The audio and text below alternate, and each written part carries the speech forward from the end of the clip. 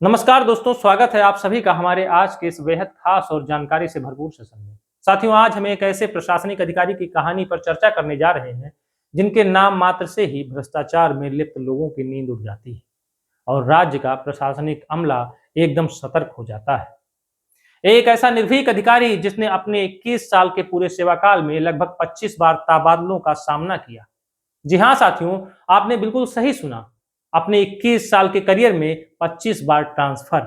लेकिन इस अधिकारी की सबसे बड़ी खासियत यह है कि उन्हें चाहे किसी भी विभाग में भेजा जाए या किसी भी जिले में तैनात किया जाए, वह हर जगह नियम कानून की ऐसी सख्त मिसाल पेश करते हैं कि पूरा तंत्र ही बदल जाता है। वर्तमान समय में यानी मई 2026 से यह अधिकारी महाराष्ट्र खाद्य एवं औषधि प्रशासन के कमिश्नर पद पर तैनात है। पद संभालते ही इन्होंने पूरे राज्य के अंदर मिलावटखोरों, घटिया दवा बनाने वाली कंपनियों और गैर कानूनी तरीके से काम करने वाले डार्क स्टोर्स के खिलाफ एक ऐसा व्यापक अभियान शुरू कर दिया है जिसकी गूंज पूरे देश में सुनाई दे रही है। आम जनता और मीडिया में इन्हें प्यार और सम्मान से सिंघम आईएएस तथा the man on a mission के नाम से जाना जाता है। इनका नाम है तुकाराम हरिभाऊ मुढे। अब आप में से बहुत से साथियों के मन में यह सवाल उठ रहा होगा कि आखिर कौन है तुकाराम मुंढे।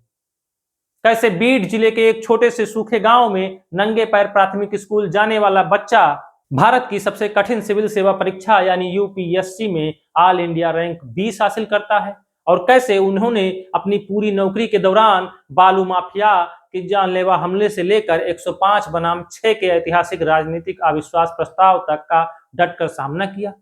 आज के इस सेशन में हम तुकाराम मुढे सर के बचपन से लेकर उनके वर्तमान 2026 के ऐतिहासिक अभियानों तक की पूरी कहानी को एक एक कर बहुत ही सरल और विश्लेषणात्मक तरीके से समझेंगे। साथियों, कहानी में आगे बढ़ने से पहले अगर आप हमारे चैनल पर पहली बार आए हैं या अभी तक आपने हमारे चैनल को सब्सक्राइब नहीं किया है तो नीचे दिए गए सब्सक्राइब बटन को तुरंत दबाएं और बेल आइकन को जरूर ऑन कर लें। आपका एक सब्सक्राइब हमें ऐसे ही गहन रिसर्च पर आधारित तथ्यपरक और प्रेरणादायक वीडियोस बनाने के लिए बहुत बड़ी ऊर्जा और संबल देता है। तो चलिए बिना किसी देरी के शुरू करते हैं आज की यह पूरी संघर्ष गाथा। साथियों, इस कहानी का पहला अध्याय शुरू होता है 3 जून 1975 से, जब महाराष्ट्र के मराठवाड़ा क्षेत्र में स्थित बीड जिले के ताडसोना गांव में तुकाराम मुढे का जन्म हुआ। मराठवाड़ा का नाम सुनते ही हम सभी के दिमाग में एक ही बात आती है, लगातार पड़ने वाला भीषण सूखा, पानी की भारी किल्लत और किसानों का आर्थिक संघर्ष। तुकाराम जी का जन्म एक अत्यंत साधारण और गरीब किसान परिवार में हुआ था। उनके पिता हरिभाऊ मुढे खेती बाड़ी करके किसी तरह अपने परिवार का पेट पालते थे। तुकाराम जी का बचपन किसी सुख सुविधा में नहीं बल्कि कड़े परिश्रम और अभाव के बीच बीता। जिस उम्र में बच्चे खेल कूद और खिलौनों में व्यस्त रहते हैं, उस उम्र में नन्हा तुकाराम तड़के रात के 2 बजे उठकर अपने पिता के साथ खेतों में फसलों को हाथ से पानी देने जाया करते थे। पानी की हर एक बूंद की कीमत उन्होंने अपने बचपन में ही समझ ली थी। रात में खेतों में पसीना बहाने के बाद सुबह तुकाराम अपने गांव के ही जिला परिषद प्राथमिक स्कूल में पढ़ने के लिए नंगे पैर पैदल जाया करते थे। स्कूल के कपड़ों से लेकर कापी किताब तक के लिए उन्हें हमेशा कड़ा संघर्ष करना पड़ा था। इतना ही नहीं, सप्ताहांत पर या छुट्टी के दिनों में वह अपने माता पिता के साथ स्थानीय साप्ताहिक बाजारों में जाकर सब्जियां बेचने का काम भी करते थे। तुकाराम मुढे जी कई बार अपने साक्षात्कारों में यह बता चुके हैं कि बचपन के इन्हीं अनुभवों ने उनके दृष्टिकोण को आकार दिया। उन्होंने अपनी आंखों से देखा कि जब सरकारी तंत्र या कल्याणकारी योजनाएं सही तरीके से लागू नहीं होती तो उसका सीधा और सबसे भयानक असर समाज के सबसे गरीब सीमांत किसान पर पड़ता है। अधिकारियों की लापरवाही और भ्रष्टाचार की वजह से गरीब जनता अपने बुनियादी अधिकारों से वंचित रह जाती है।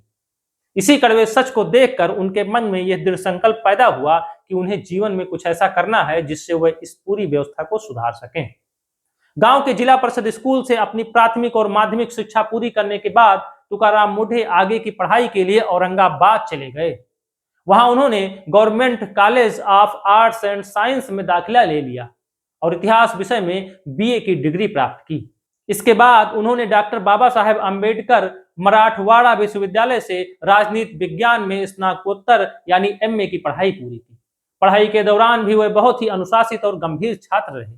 उनके पास न तो किसी बड़े शहर के महंगे कोचिंग संस्थानों में जाने के पैसे थे और न ही उनके परिवार में पहले से कोई व्यक्ति प्रशासनिक सेवाओं में था।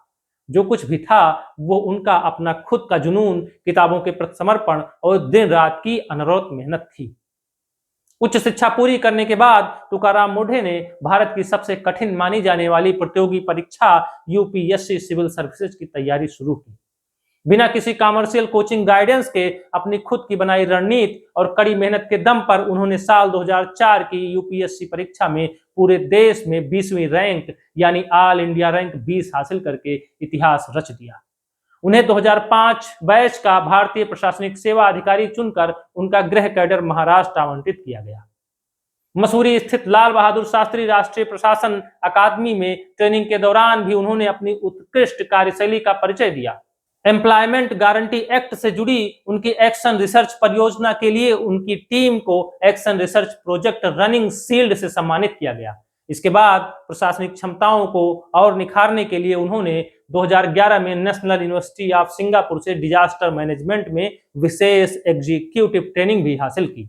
ट्रेनिंग पूरी होने के बाद तुकाराम मूढ़े की पहली महत्वपूर्ण फील्ड पोस्टिंग नंदेड़ जिले के देगलूर और अमरावती के धारणी में असिस्टेंट कलेक्टर तथा प्रोजेक्ट ऑफिसर के रूप में हुई। वहां उन्होंने आदिवासी कल्याण फंड में हो रही वित्तीय अनियमितताओं को उजागर किया और सरकारी जमीनों पर हुए अवैध कब्जों को हटाया। लेकिन उनके नाम की असली गूंज तब सुनाई दी जब उन्हें सोलापुर जिले का कलेक्टर बनाया गया। सोलापुर में उस समय नदियों के तटों से गैर कानूनी तरीके से बालू निकालने वाला सैंड माफिया बेहद शक्तिशाली और हिंसक माना जाता था। पूर्व के कई अधिकारी उन पर हाथ डालने से कतराते थे, लेकिन तुकाराम मूढ़े ने पदभार ग्रहण करते ही बिना किसी राजनीतिक दबाव के रात भर खुद नदियों के घाटों पर जाकर छापेमारी करना शुरू कर दिया। बालू माफिया इतना बौखला गया कि उसने तुकाराम मूढ़े को डराने के लिए जानलेवा हमला कर दिया और उनकी हत्या करने का प्रयास किया। साथियों, जरा सोचिए, यदि कोई सामान्य व्यक्ति होता तो इस तरह के हमले के बाद शायद सहम जाता या ट्रांसफर की मांग कर लेता। लेकिन तुकाराम मूढ़े अलग ही मिट्टी के बने थे। हमले के ठीक अगले ही दिन वह बिना किसी अतिरिक्त पुलिस तामझाम के फिर से नदियों पर रेड मारने पहुंच गए। उनके इस अप्रत्याशित साहस से माफियाओं के हौसले पस्त हो गए। सोलापुर में अपने कार्यकाल के दौरान उन्होंने जिले को टैंकर मुक्त बनाने के लिए व्यापक स्तर पर जल संरक्षण अभियान चलाया। गांव में विकेंद्रीकृत जल स्रोतों का निर्माण कराया, जिससे आम लोगों को बहुत राहत मिली। उनके इन अभूतपूर्व प्रयासों के लिए उन्हें वाटरमैन ऑफ महाराष्ट्र के नाम से पुकारा गया और साल 15 से 16 में महाराष्ट्र के तत्कालीन मुख्यमंत्री द्वारा उन्हें बेस्ट कलेक्टर अवार्ड से सम्मानित किया गया। इसके अलावा 2015 में पंढरपुर आषाढ़ी वारी यात्रा के दौरान उत्कृष्ट स्वच्छता और भीड़ प्रबंधन के लिए भी उन्हें राजकीय पुरस्कार मिला। साल 2016 में तुकाराम मूढ़े को नवी मुंबई म्यूनिसिपल कॉर्पोरेशन का म्यूनिसिपल कमिश्नर नियुक्त किया गया। नवी मुंबई पहुंचते ही उन्होंने नगर निगम की कार्यप्रणाली और पुराने टेंडरों का गहराई से वित्तीय ऑडिट शुरू किया। ऑडिट के दौरान उन्हें पता चला कि जनता के टैक्स के करोड़ों रुपए फिजूल के और दिखावटी प्रोजेक्ट्स पर बर्बाद किए जा रहे हैं। बिना देर किए तुकाराम मूढ़े ने लगभग 183 करोड़ के गैर जरूरी मंजूर शुदा टेंडरों को रद्द कर दिया। इसमें एक 20 करोड़ की संगमरमर की मूर्ति का प्रोजेक्ट और मोरबे बांध पर बनने वाला 163 करोड़ का सोलर प्रोजेक्ट शामिल था। उन्होंने इन पैसों को बचाकर शहर की मूलभूत सड़कों, सफाई कर्मचारियों के वेतन, सार्वजनिक शौचालयों और दिव्यांग नागरिकों की सुविधाओं के विकास में लगा दिया। नगर निगम के बिचौलिए और स्थानीय नेताओं को बाईपास करने के लिए उन्होंने एक अनोखा प्रयोग शुरू किया, जिसका नाम था वॉक विद द कमिश्नर। हर रविवार की सुबह तुकाराम मूढ़े खुद अधिकारियों के साथ शहर के अलग अलग वार्डों में पैदल घूमते थे और आम नागरिकों से सीधे मुलाकात करके उनकी शिकायतें और सुझाव सुनते थे। ऑन द स्पॉट फैसले होते थे और काम न करने वाले कर्मचारियों पर तुरंत कार्रवाई होती थी।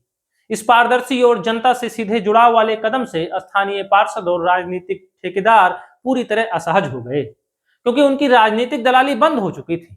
नतीजन 25 अक्टूबर 2016 को नवी मुंबई नगर निगम के इतिहास का सबसे चर्चित राजनीतिक घटनाक्रम देखने को मिला। नगर निगम के चुनाव में आमने सामने लड़ने वाले सभी प्रमुख राजनीतिक पार्टियां एनसीपी, शिवसेना और कांग्रेस तुकाराम मूढ़े को हटाने के लिए एक साथ आ गई। नगर निगम के विशेष सत्र में तुकाराम मूढ़े के खिलाफ अविश्वास प्रस्ताव लाया गया। कुल 111 पार्षदों वाले सदन में तुकाराम मूढ़े को हटाने के पक्ष में 105 वोट पड़े और उनके समर्थन में सिर्फ 6 वोट पड़े। पार्षदों ने उन पर आरोप लगाया कि यह अधिकारी जनप्रतिनिधियों का सम्मान नहीं करता और अपनी मर्जी से निरंकुश फैसले लेता है। जब 105 बनाम 6 का यह अविश्वास प्रस्ताव पास हुआ तो पूरा नियम यह कहता था कि आयुक्त को अपना पद छोड़ना पड़ेगा, लेकिन इसके बाद जो हुआ उसने भारतीय प्रशासनिक इतिहास में एक नई मिसाल कायम की। नवी मुंबई की जनता अपने प्रिय कमिश्नर के समर्थन में सड़कों पर उतर आई और मुख्यमंत्री से उन्हें पद पर बनाए रहने की गुहार लगाई।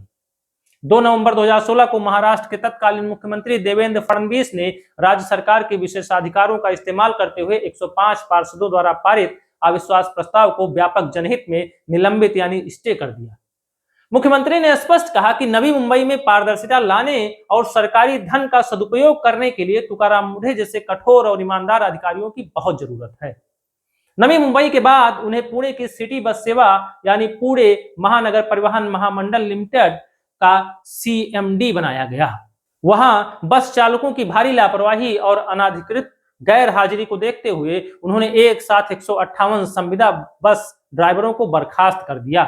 ट्रांसपोर्ट यूनियनों ने हड़ताल की धमकियां दी, लेकिन मुंढे सर अपने फैसले से 1 इंच भी पीछे नहीं हटे। इसके बाद साल 2022 में जब उन्हें महाराष्ट्र का स्वास्थ्य आयुक्त बनाया गया तो उन्होंने ग्रामीण स्वास्थ्य व्यवस्था की कायाकल्प कर दी। वह रात के 12 बजे ग्रामीण इलाकों के प्राथमिक स्वास्थ्य केंद्रों में अचानक रेड मारते थे। डॉक्टरों की लेट लतीफी और गैर हाजिरी खत्म करने के लिए उन्होंने बायोमेट्रिक हाजिरी को सीधे उनके वेतन सॉफ्टवेयर से जोड़ दिया और सरकारी डॉक्टरों द्वारा ऑनलाइन ड्यूटी आवर्स में प्राइवेट क्लिनिक चलाने पर पूर्ण प्रतिबंध लगा दिया। साथियों, अब यहाँ पर समझने वाली बात यह है कि आखिर तुकाराम मुंढे की सफलता और उनके लगातार होने वाले तबादलों के पीछे का मूल कारण क्या है। दरअसल उनकी पूरी कार्यशैली एक स्पष्ट 3 पिलर गवर्नेंस मॉडल पर आधारित थी। इनके इस मॉडल के 3 मुख्य स्तंभ हैं। पहला सख्त कानून अनुपालना, दूसरा नैतिक शुद्धता और तीसरा व्यापक जनहित। तुकाराम मुंढे का नियम बहुत साफ है। अगर कोई प्रशासनिक फैसला लिखित कानून के तहत पूरी तरह वैध है और वो जनहित में है तो उसे तुरंत और बिना किसी हिचकिचाहट के लागू किया जाएगा। इसमें किसी भी राजनीतिक पहुंच वाले व्यक्ति या प्रभावशाली बिचौलिए के साथ कोई समझौता, वार्ता या छूट नहीं दी जाएगी। यही समझौता न करने वाली नीति आम जनता में तो उन्हें लोकप्रिय बनाती है, लेकिन राजनीतिक और प्रशासनिक तंत्र में भारी असंतोष पैदा कर देती है, जिससे उनका बार बार स्थानांतरण होता है। अब बात करते हैं उनके हालिया और सबसे चर्चित रूप की। मई 2026 में तुकाराम मुंढे को महाराष्ट्र के खाद्य एवं औषधि प्रशासन का नया कमिश्नर नियुक्त किया गया। यह उनके 21 साल से अधिक के प्रशासनिक करियर का 25वां तबादला था।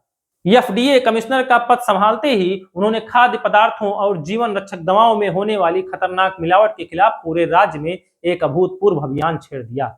उन्होंने स्पष्ट संदेश दिया कि जो भी व्यक्ति या संस्था जनता के स्वास्थ्य से खिलवाड़ करेगी उस पर कानून का सबसे कठोर चाबुक चलेगा।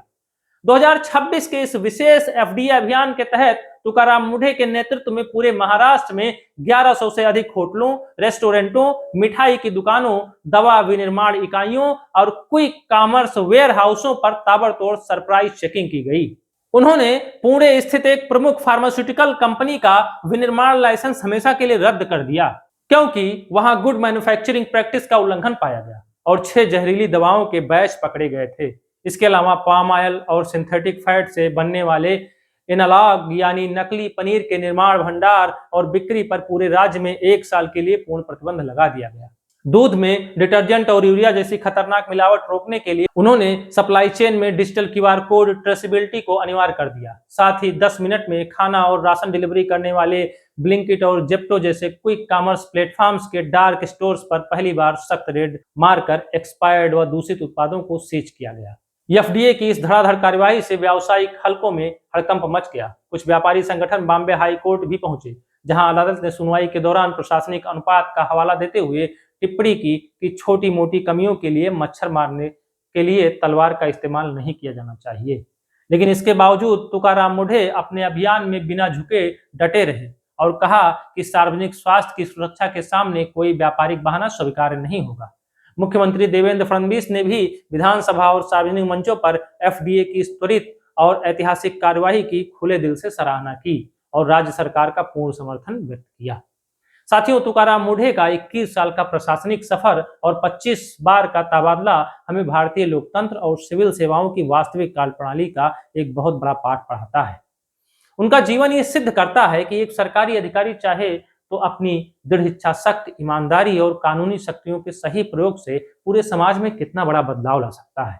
सूखे से प्रभावित गांव में नंगे पैर स्कूल जाने वाले लड़के से लेकर देश के सबसे चर्चित सिंघम IAS बनने का उनका ये सफर भारत के लाखों यूपीएससी अभ्यर्थियों और युवाओं के लिए एक मशाल की तरह है। वह हमें सिखाते हैं कि स्थितियां कितनी भी प्रतिकूल क्यों ना हो, यदि आपकी नीयत साफ है और आपका कदम कानून व जनहित के साथ है तो आपको किसी भी दबाव के आगे झुकने की जरूरत नहीं है। दोस्तों, आपको तुकाराम मोढे सर के काम करने का ये निडर और पारदर्शी अंदाज कैसा लगा? क्या आपको लगता है कि काम करने वाले ईमानदार अफसरों का इस तरह बार बार तबादला होना सही है या पूर्णतः गलत? अपनी महत्वपूर्ण राय नीचे कमेंट बॉक्स में लिखकर जरूर शेयर करें। अगर आपको आज का यह विश्लेषणात्मक सेशन पसंद आया हो तो इस वीडियो को तुरंत लाइक करें, अपने दोस्तों के साथ शेयर करें और हमारे चैनल को सब्सक्राइब करना बिल्कुल ना भूलें। मिलते हैं अगले किसी बेहद महत्वपूर्ण और ज्वलंत मुद्दे के साथ। तब तक के लिए पढ़ते रहिए, आगे बढ़ते रहिए। धन्यवाद दोस्तों। जय हिंद।